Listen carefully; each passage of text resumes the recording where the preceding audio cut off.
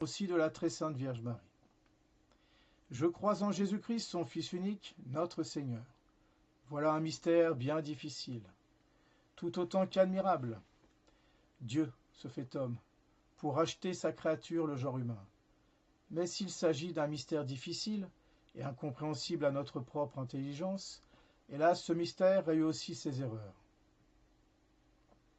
Et il en est qui se sont levés contre ce mystère et qui ont nié ce mystère, rejetant ainsi la foi qui nous dit son Fils unique, une seule personne, notre Seigneur Jésus-Christ, de nature, Dieu et homme. Parmi ces erreurs, il en est une que nous avons déjà énoncée à propos de Dieu, c'est l'arianisme. Arius, cette erreur nie que la deuxième personne de la Sainte Trinité est Dieu. Arius disait, le Verbe n'est pas Dieu. Or, le Verbe s'est fait chair, donc pour Arius, celui qui s'est fait chair n'est pas Dieu. L'arianisme est donc cette erreur qui dit que le Verbe n'est pas Dieu, autrement dit, notre Seigneur Jésus-Christ n'est pas vrai Dieu, il est vrai homme, c'est d'accord, mais il n'est pas vrai Dieu. Mais s'il n'est pas vrai Dieu alors, tout ce qu'il a fait n'a aucune valeur, et aucune valeur infinie, et donc ne peut pas racheter les péchés ni le genre humain. Du reste, cette erreur a été condamnée au Concile de Nicée en 325. L'arianisme, donc, dit notre Seigneur Jésus-Christ n'est pas vrai Dieu, il est vrai homme. D'autres erreurs se sont, si l'on peut dire, comme superposées à cela. Il y eut ensuite, un peu plus tard, ou peut-être même dans le même temps, ce que l'on appelle l'apollinarisme, un certain Apollinaire, qui disait que l'âme du Christ était purement sensible, sensitive. Il n'avait pas d'intelligence humaine ni de volonté humaine. Eh bien, cette erreur a été condamnée aussi au Concile de Constantinople en 381. De la même façon, l'erreur que l'on qualifie de monothéisme, du mot grec monos et théos, qui finalement signifie que dans notre Seigneur Jésus-Christ, il n'y avait pas de véritable volonté. Il n'y a qu'une seule volonté chez Jésus-Christ, la volonté divine. Mais il n'a pas eu de volonté humaine. C'est une erreur tout autant condamnée que la précédente par le même concile, le concile de Constantinople. Il en est aussi qui ont voulu dire que notre Seigneur n'avait pas un véritable corps, c'était qu'une apparence. Alors on retrouve beaucoup d'erreurs à ce sujet, que l'on qualifie de ce nom commun de gnose ou de gnostique, parce que ce corps a été formé d'une façon peut-être un peu miraculeuse. C'est une erreur très générale, très vague, mais qui vient enlever toute l'efficacité de la rédemption, chers amis. Si notre Seigneur n'a pas de véritable corps, alors il n'a pas véritablement souffert. Alors il nous a menti, en nous proposant cette illusion. Et s'il nous a menti, il n'est pas Dieu, parce que Dieu ne peut pas mentir. Mentir, ce serait se renier. C'est aussi une erreur condamnée. Le Christ, notre Seigneur Jésus-Christ, eut un véritable corps, comme nous le verrons, formé dans le sein très pur et très chaste de la très sainte Vierge Marie. Autre erreur, non moins funeste, celle que l'on appelle le nestorianisme, qui vient de Nestorius. Pour cet homme, il y avait entre la nature humaine et la nature divine de notre Seigneur Jésus-Christ une simple union, morale et non pas une union hypostatique. On en arrive à dire de là que finalement, il y avait Dieu Jésus-Christ, ou Jésus-Christ Dieu, et Jésus-Christ homme, et ainsi deux personnes, donc, voyez, une union morale, c'est-à-dire non pas une union hypostatique dans la personne, mais comme une superposition de deux réalités. Un Dieu, un homme, une personne divine, une personne humaine. Cette erreur a été condamnée par le Concile d'Éphèse en 431. Une seule personne, deux natures, Jésus-Christ, Fils de Dieu et vrai homme. Et enfin, il y eut cette erreur qui nous vient d'Eutychès, qui a donné son nom à l'erreur, l'eutychianisme, par laquelle il disait qu'il n'y avait qu'une seule nature en Jésus-Christ, c'est la nature divine. Et ainsi toute la nature humaine était complètement absorbée au point de disparaître dans cette nature divine. Alors cela rend aussi impossible le mystère de la rédemption, chers amis. Notre Seigneur n'est pas vrai homme, il est simplement Dieu. Cette erreur a été condamnée au Concile de Chalcédoine en 451. En fait, si l'on veut résumer les trois principales erreurs qui concernent ce mystère de l'incarnation, par lequel il n'y a qu'une personne et deux natures, c'est assez simple. Où l'on dit il n'y a qu'une personne et qu'une nature, Jésus-Christ vrai Dieu mais pas vrai homme, c'est le titianisme, où l'on dit qu'il n'y a qu'une personne et qu'une nature, mais Jésus-Christ, vrai homme, mais pas vrai Dieu, c'est l'arianisme, où l'on dit il y a bien eu deux natures, nature humaine, nature divine, mais il y a eu en même temps deux personnes, c'est le nestorianisme. Ces trois grandes erreurs, chers amis, sur l'incarnation, ont été condamnées par le concile de Nicée en 325, le concile d'Éphèse en 431 et le concile de Chalcédoine en 451. Jésus-Christ est donc vrai Dieu, vrai homme, dans l'unité de la personne. Deuxième personne de la Sainte Trinité, c'est le mystère de l'incarnation. Parlons à présent, chers amis, de la très sainte Vierge Marie. Dans le deuxième article du Credo, nous disons « Et en Jésus-Christ, son Fils unique, notre Seigneur, nous avons essayé d'approcher le mystère de l'incarnation, c'est-à-dire le mystère de cette union hypostatique, union de deux natures, nature divine et nature humaine, en une seule personne, la deuxième personne de la Sainte Trinité, le Fils Jésus-Christ. » Après cet article du Credo, vient le troisième article qui a été conçu du Saint-Esprit et né de la Vierge Marie. Notre Seigneur a pris une nature humaine, chers amis, tout en restant Dieu. Et cette nature humaine, il la tient de la très sainte Vierge Marie. Si bien que, lorsque l'on parle du mystère de l'incarnation, on ne peut éviter de parler de la très sainte Vierge. Et c'est ce que nous allons faire présentement. La très sainte Vierge Marie. La très sainte Vierge Marie avait été annoncée déjà dans les prophéties de l'Ancien Testament. Dès la chute, lorsque Dieu est apparu à Adam et Ève, il avait dit « Je mettrai une inimitié entre toi », il parlait au serpent, « et la femme, entre ta descendance et sa descendance. Elle t'écrasera la tête et tu chercheras à la piquer au talon. » Donc la femme est déjà présente dans la première prophétie, ce que l'on appelle le proto-évangile.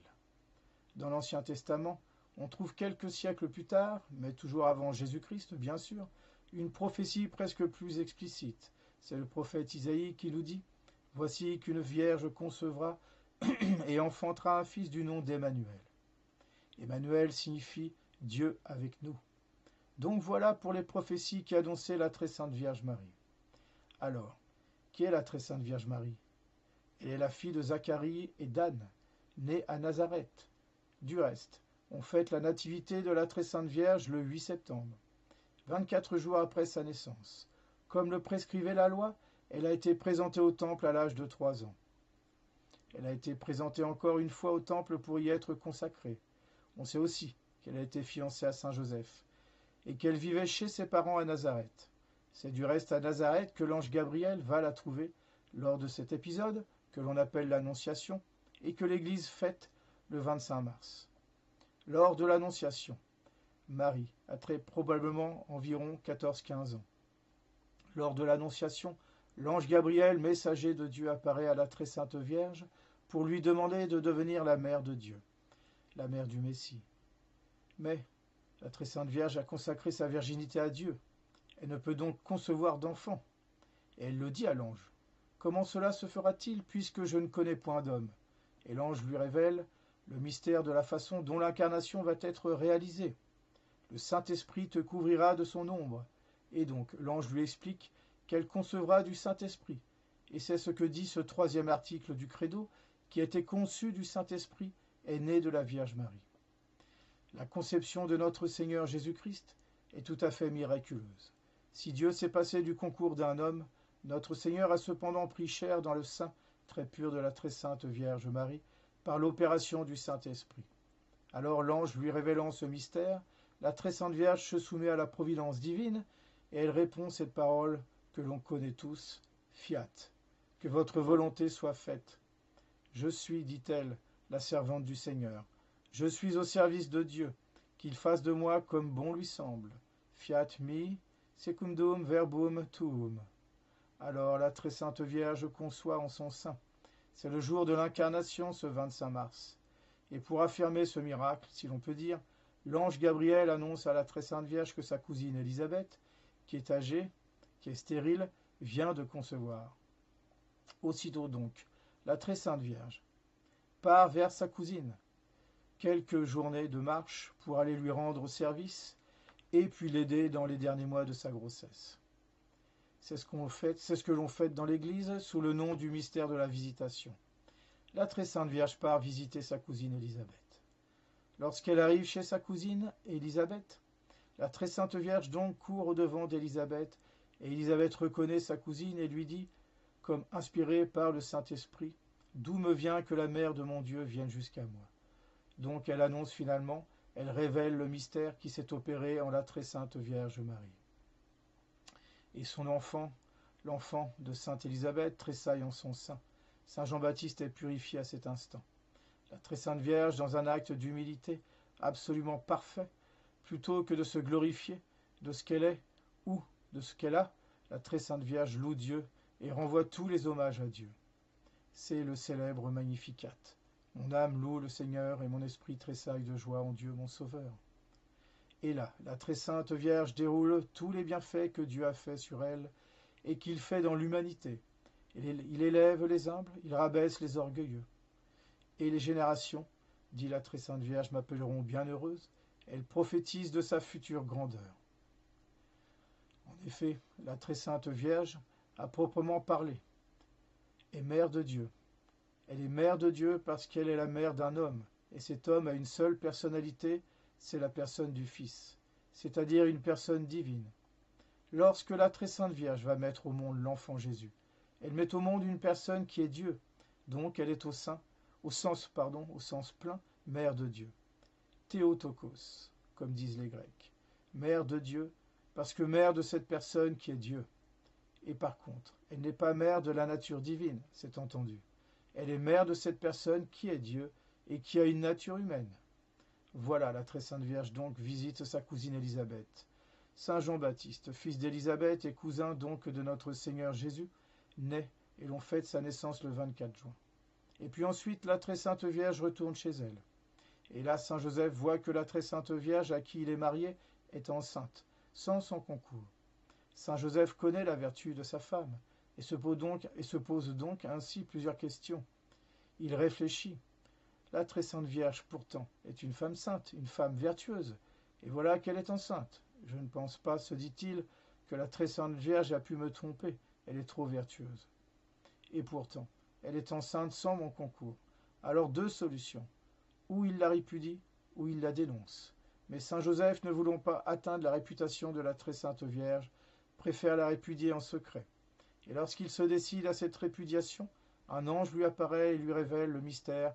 Ne crains pas de prendre pour épouse la très sainte Vierge, car ce qu'elle a conçu est le fruit de Dieu.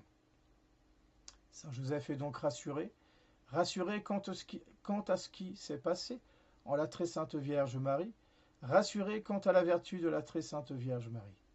Et donc, il demeure auprès d'elle. Et puis voilà qu'un édit de César demande, enfin oblige, un recensement. On est en décembre. Saint Joseph et la très sainte Vierge, qui sont de la même tribu, doivent aller se faire recenser dans leur ville, c'est-à-dire à Bethléem. Alors on part. On va jusqu'à Bethléem pour se faire recenser. La très sainte Vierge arrive à terme, et lorsqu'au bout de ce voyage, on est à Bethléem, personne ne veut recevoir ce couple dont la femme est enceinte. Alors, faute de place, Saint Joseph trouve une grotte, et on connaît l'épisode, c'est là que notre Seigneur naît, dans une crèche, dans une petite grotte, comme il y en a beaucoup là-bas, grotte qui servait ou pour les bergers ou pour abriter même les animaux. Notre Seigneur Jésus-Christ naît donc le 25 décembre, c'est la fête de Noël, la nativité du Christ. Il naît en réalisant ce miracle de laisser la très sainte Vierge vierge. Et comme le dit la foi, et comme le dit la liturgie régulièrement, la très sainte Vierge était vierge avant l'enfantement, vierge pendant l'enfantement, vierge après l'enfantement. Miracle que fait Dieu pour la très sainte Vierge, et miracle qui signifie toute la pureté de l'âme pour ceux qui approchent Dieu. La très sainte Vierge, donc, met au monde l'enfant Jésus. Ensuite, elle vivra à ses côtés jusqu'à la Passion, où on le retrouvera au pied de la croix. Et puis ensuite, il est difficile de dire où a été la très sainte Vierge. On sait qu'elle a été prise en charge après par Saint Jean, lorsque notre Seigneur sur la croix donne à Saint Jean sa mère et donne Saint Jean à sa mère. Et puis enfin, elle est montée au ciel. Le dogme de la foi ne dit pas si elle est morte. Le pape Pie XII ne définit pas si la très sainte Vierge est morte, c'est-à-dire s'il y a eu séparation de l'âme et du corps. La question n'est pas tranchée. Quoi qu'il en soit, la très sainte Vierge est montée au ciel avec son corps et son âme, où là, elle jouit du bonheur éternel. La prochaine fois, chers amis, nous parlerons des privilèges de Marie et de la vie cachée de notre Seigneur. Je vous souhaite un bon courage et vous dis à bientôt.